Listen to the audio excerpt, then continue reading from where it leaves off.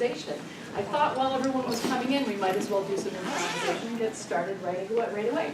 So I want to thank very much my improvisation class from OCC who are here joining us and really glad to have them here. And I have been studying this particular approach and philosophy to improvisation since about 2011 through an organization called Music for People. Come on in, grab a chair, find an instrument that appeals to you. And I have found this work to just be really transformative in my own life. I think that it has changed the way I feel about my instrument as an oboe player. It's gotten me closer to my instrument. It has incredibly enhanced my musical skills, everything from intonation to expression to everything else. It's honestly changed the way I hear music. When I sit in the symphony, especially and play surrounded by people, it's given me more of a composer's mindset, and it's had a huge effect on my teaching, which is the part that we're going to mostly talk about today. I'm just curious who we have here. So how many people do we have who are piano teachers? Let's get a survey. Okay, you put your hands down. How many people teach strings? Nobody? Voice? Any other instruments? Winds? Any other fellow wind players here? All by myself. Brass? Anybody? Okay, so we have mostly pianists here. And what about age levels? How many people teach college students? You can raise your hands for all that apply. High school? Middle school? Elementary and younger? Adults? Amateurs? Great. So I actually work with all of these age levels, which is so interesting to see them all every week. I teach here at OCC. I'm also on faculty at Syracuse University. I have a studio of oboe students who come to my house, and I teach grades 1 through 3 at the Montessori School of Syracuse, where I mostly do recorders and org, and I play in a professional chamber music group that specializes in improvisation.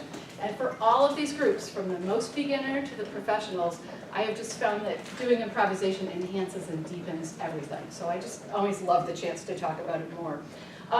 Just as a point of sort of housekeeping and organization, there's another presentation directly after this one at 3:15 in the recital hall. And so I want to make sure not to go over time.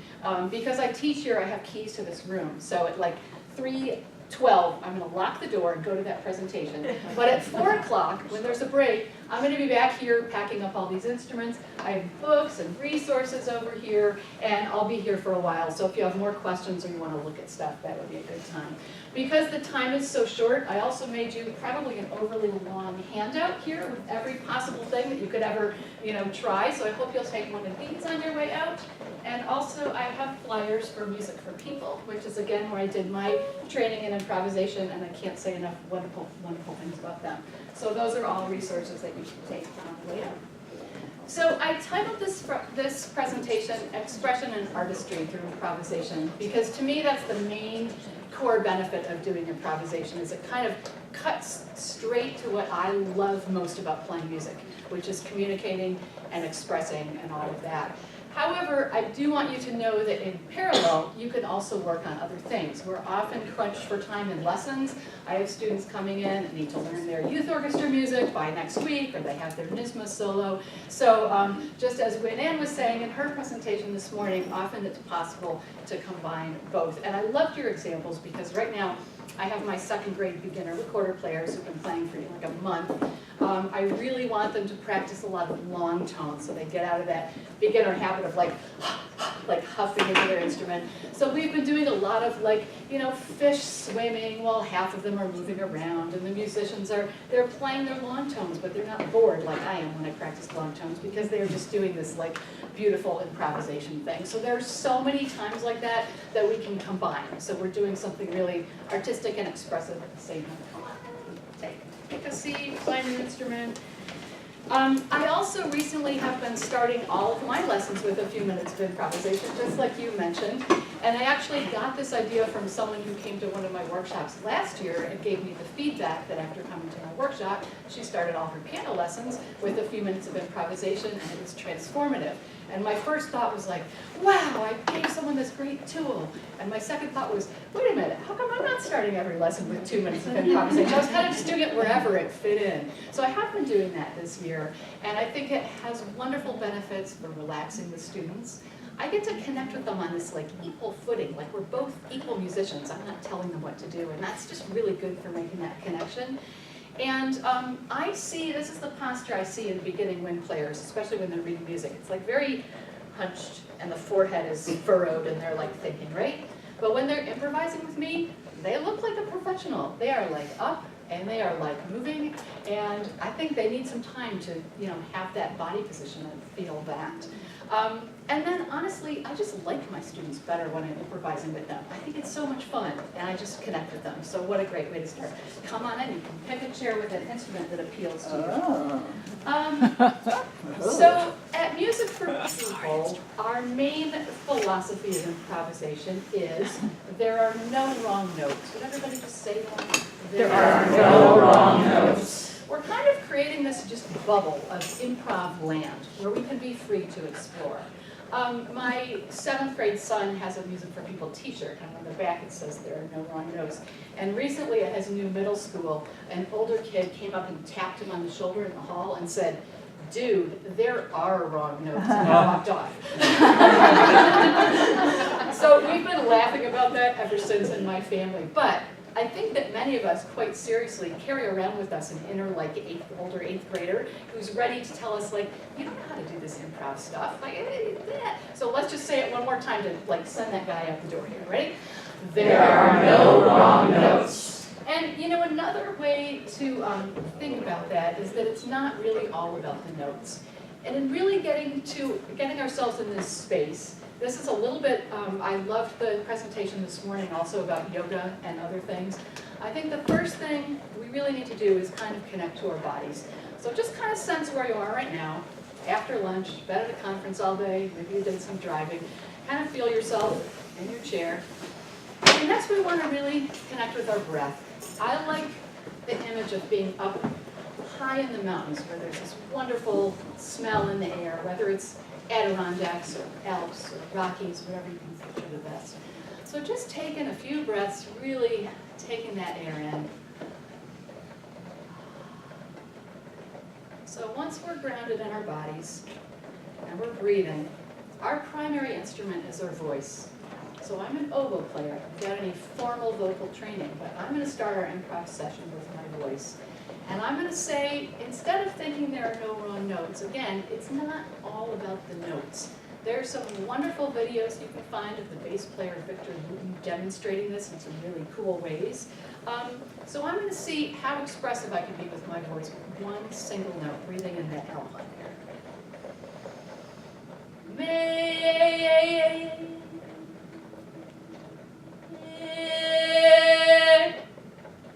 So many possibilities, right? Just with a single note.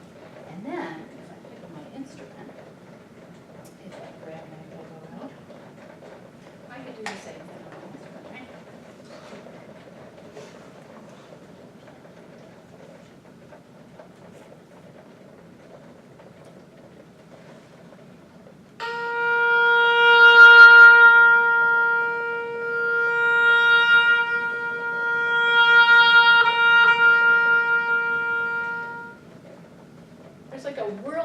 In each note. I could even boil it down further, and I could let myself just sort of play it once without all the repetition.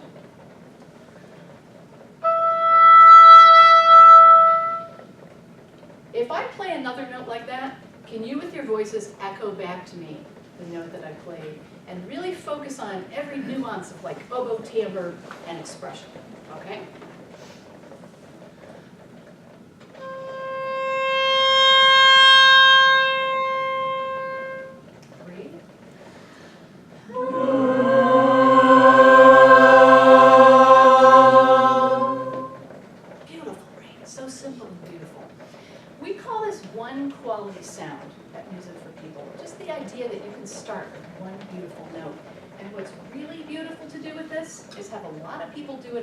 But each one choose their own note.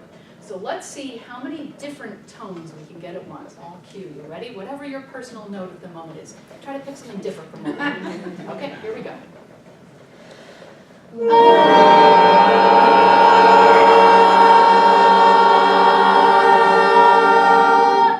Isn't that amazing that that works? Give me one that's very gentle, like a lullaby. Somebody walked in with the most beautiful sleeping baby during one of the other sessions, like the kind of note we would give to that child.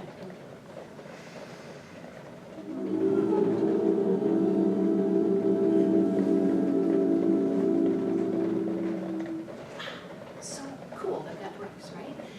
Give me one more. We're back up in the Alps again. We're like mountaintop to mountaintop calling to each other. Okay, here we go.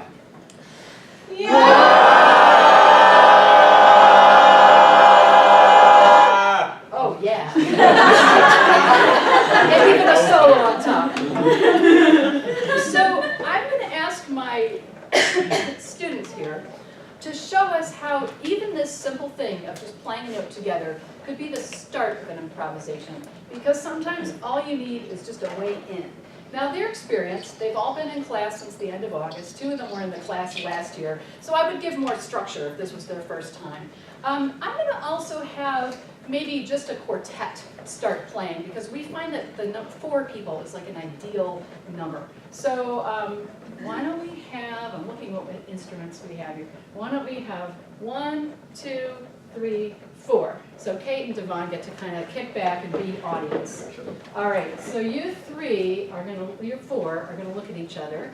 You're going to breathe together. You're going to make a one quality sound, and then you may go free and just do an improvisation.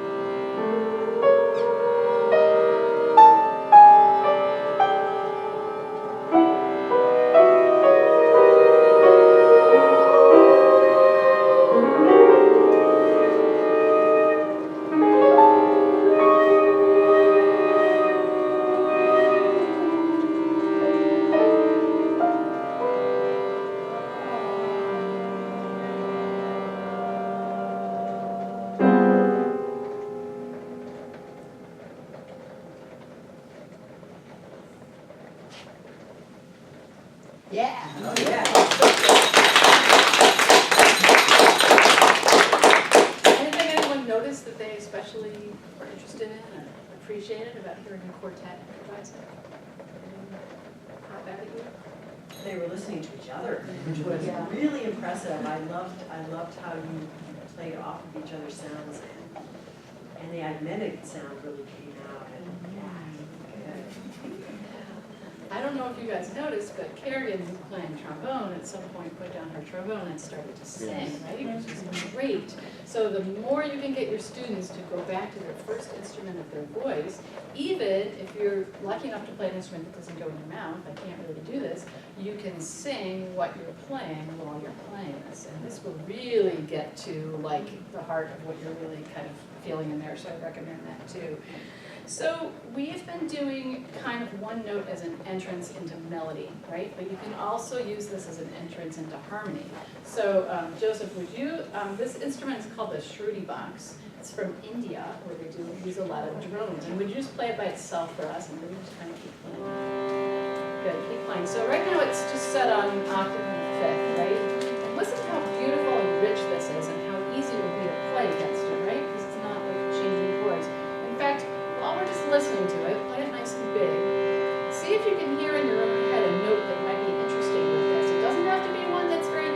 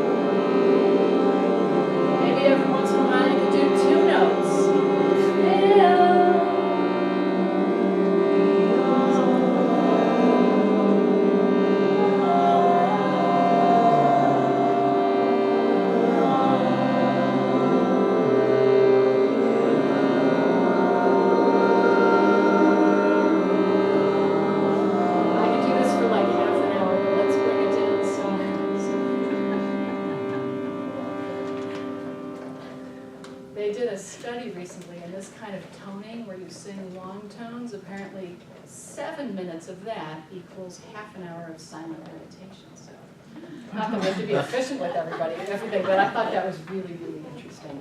So don't forget, especially if you're working with a student, that an accompaniment to offer them that really makes them secure is sometimes just one note, and you don't need the shoebox, right? You could do that on any instrument. If you have groups that you want to get to improvise together, one of the most easy forms is what we call play a short solo and then hold the last note, because then your last note becomes the drone for the next person. So let's make another quartet. How about we'll let Joseph and Charlie take a little time off, and we'll have you four here, and if you could demonstrate that technique, and then once you're all in, you could do whatever you want, just feel free. Okay, who's gonna start? Okay, Kate's gonna start, we're gonna go this direction. Now Devon can't really sustain because he's playing bass, so he's just gonna play his note over and over. That's the equivalent.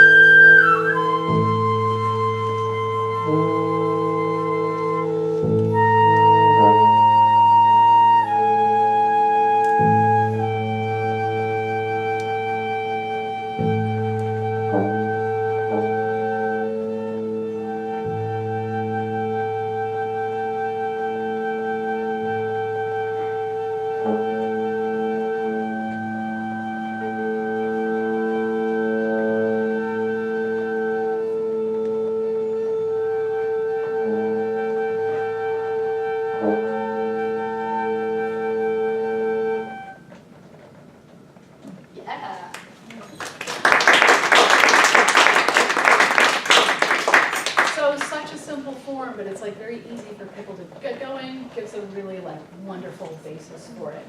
Another thing that you could do with single notes, pretty soon we want to start getting some rhythm in here, right? I'm kind of creating a little bit of a groove. But I just want to show you one more thing that you can do with single notes because it's such a tool that I use in my own lessons. How many people here have ever had a student who goes home and they learn their piece of music and they come back and they got one of the rhythms wrong and they cannot let it go and they're like stuck, right? So I think to get them unstuck, ideally, if they could play the correct rhythm over and over and over, that would be really nice, right? But it's boring unless we use it as the basis of some improvisation. So this form, Music for People, calls it stately dance, and they have a certain rhythm they do, but you can really do it with any rhythm at all. So we're going to demonstrate that for you right now. Charlie's just going to play a single note, and I'm going to give him the rhythm. Bum, bum, bum, bum. Go ahead, Charlie, whenever you're ready. Just going to keep that going. Here it's going to come in with a different note.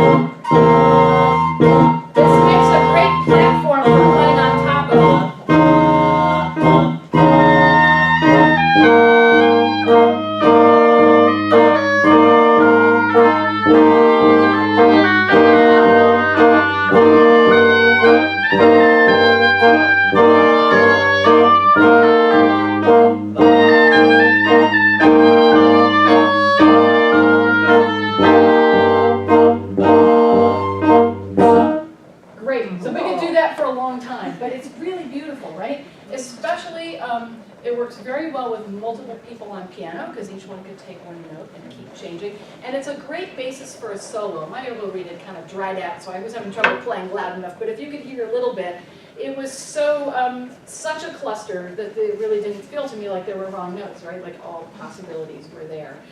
So that's a great form that I love, that I wanted to show you. Okay, so now we want to get some rhythm going, right? We want to get a little bit of a groove.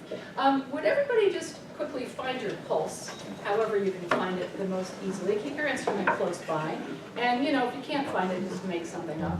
And just start, like, sort of wiggling your toe in your own pulse. This is a beautiful metaphor, right? We all enter this room with our own beat going. Everyone's is distinctive.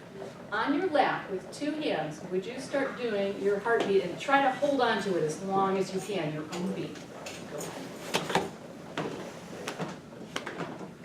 And we look around and we see, wow, yeah, we really have. It's good, you can do it a little louder. That's good. And then what's our natural impulse? Go ahead and find each other and agree on a beat. Go ahead. Good. It takes about 3 seconds, right? After years with my younger students of being like 1, 2, ready, go, I finally realized that if I do this with them, they will come up with their own beat.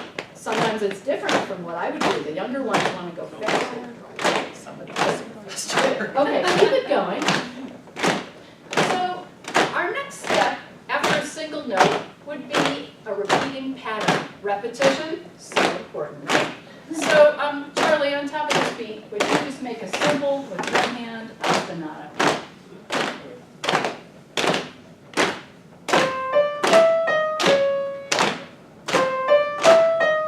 Good. Notice how he's leaving a little space. Devon, would you join him?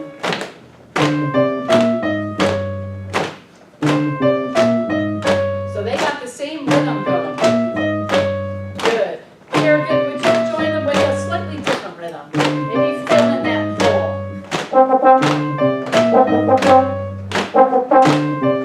And Shannon, join them too.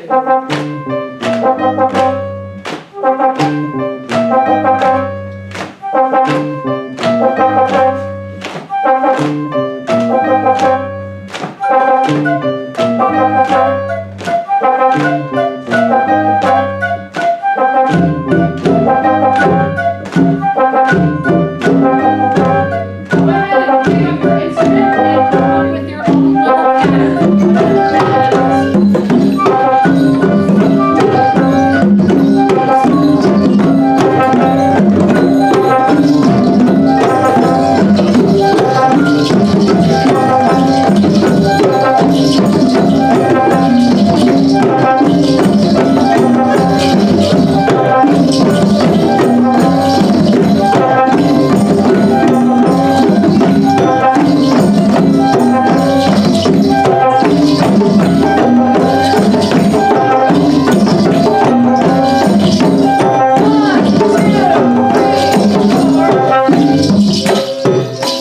Listen how beautiful this is over here.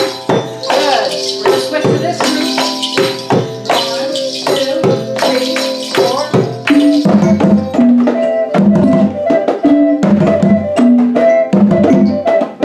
Yeah, different sounds.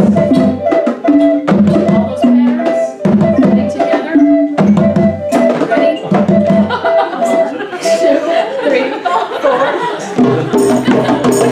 That's right into the spirit here. There are no wrong balance. Nice, all drums.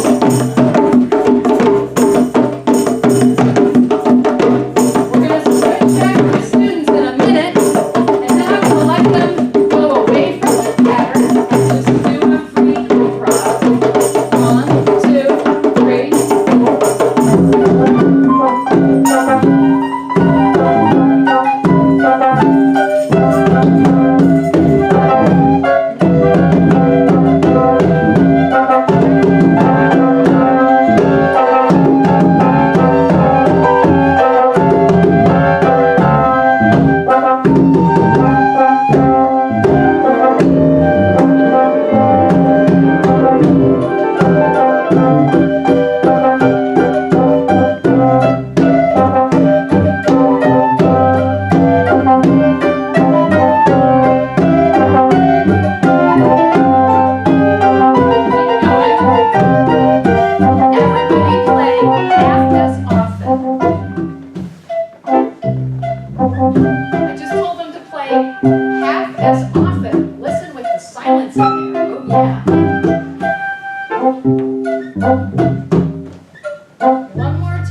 half again as often. Go.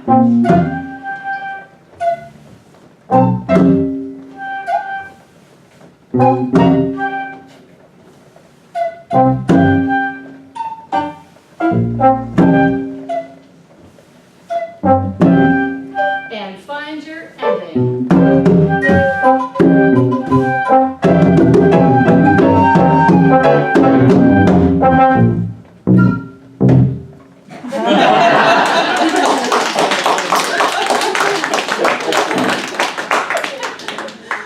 Nice.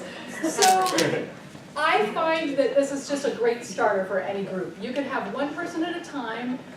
You can even play a little solo, works well. Kind of like you're noodling around for a while until you find your pattern. We kind of hopped into it quickly, but you can also have them, just explore your instrument until you find something that you like,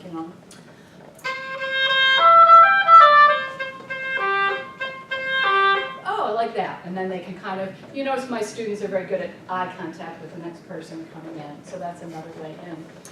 Just to give you the taste of something different from what we've been doing too.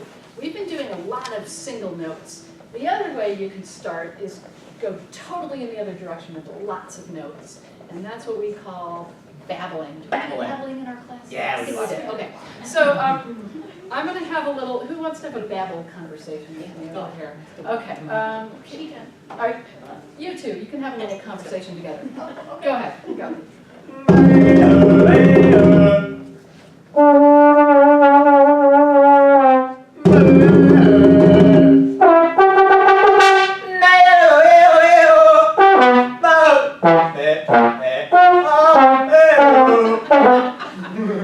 Yeah, thank you. So just so you all get that feeling, because babbling is so much fun. I'm going to babble something at you all with my oboe, and whatever I babble, you're going to babble back at me. So this is not college ear training class, okay? You're not trying to match my pitches. You're just babbling back in about the same mood, okay? Here we go, ready?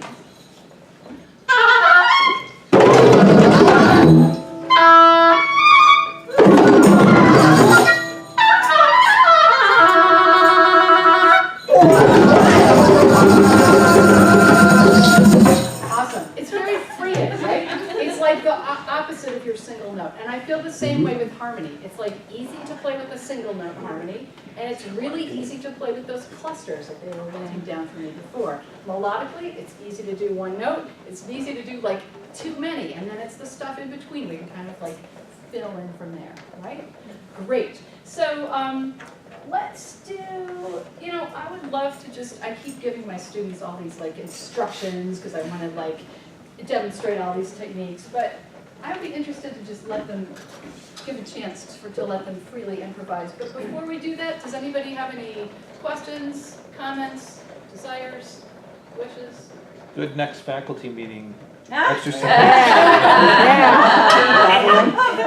Yeah.